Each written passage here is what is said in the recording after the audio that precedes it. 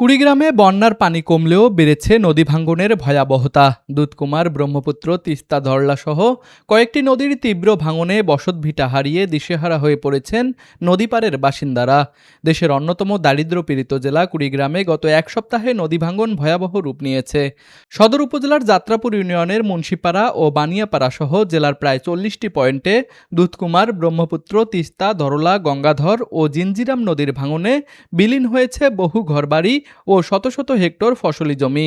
ডাবি গেছি, ডাবার সমস্যায় রাস্তা দিয়েছে, ডাইভারশন রাস্তা, সে রাস্তাও ভাঙে গেছে। এখন ব্রিজ দিয়ে পার হওয়ার অনেক সমস্যা দাঁড়িয়ে গেছে।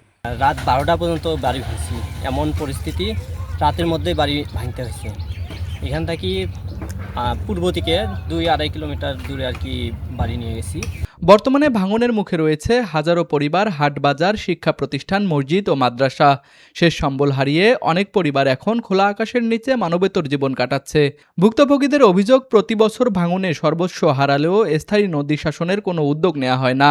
বন্যার সময় সীমিত আকারে জিও ব্যাগ ফেলা হলেও তা ভাঙন ঠেকাতে কার্যকর হচ্ছে না। তাই শুষ্ক মৌসুমেই টেকসই নদী শাসনের দাবি জানিয়েছেন তারা। স্কুল আছে, মাদ্রাসা আছে, পিছনে আছে যাত্রাপুর হাট এবং বিজিবি ক্যাম্প সহ সবকিছুই ঝুঁকিতেই রয়েছে। এদিকে সাম্প্রতিক বন্যায় প্রায় 500 হেক্টর জমির পাট, আমনের বীজতলা, মরিচ, পটল, চীনাবাদাম সহ বিভিন্ন মৌসুমি ফসলের ক্ষতি হয়েছে। পানি নেমে গেলেও নদী ভাঙনের আতঙ্কে দিন কাটাচ্ছে নদীপাড়ের মানুষরা। 40টির মতো জায়গায় আমরা ভাঙন পরিলক্ষিত পেয়েছি। এর মধ্যে আমরা 30টি জায়গায় ইমার্জেন্সি কাজ বাস্তবায়ন শুরু করেছি। এর বাইরেও আমরা পর্যবেক্ষণে রেখেছি বাকি স্পটগুলো। পরবর্তীতে আমরা অবস্থা বুঝে সেখানেও আমরা প্রয়োজনীয় ব্যবস্থা নেব। ভাঙন কবলিতদের জন্য সরকারি সহায়তা হিসেবে চাল ও শুকনা খাবার বিতরণ করা হলেও স্থায়ী পুনর্বাসনের ব্যবস্থা এখনো হয়নি। এদিকে বন্যা সতর্কীকরণ ও পূর্বাভাস কেন্দ্র জানিয়েছে, ব্রহ্মপুত্র ও যমুনা নদীর পানি আবারও সতর্ক সীমা ছুঁতে পারে। ফলে নতুন করে নদী ভাঙন এবং নিম্নাঞ্চল প্লাবিত হওয়ার আশঙ্কা ও উৎকণ্ঠায় দিন কাটছে কুড়িগ্রামের নদীপাড়ের বাসিন্দাদের।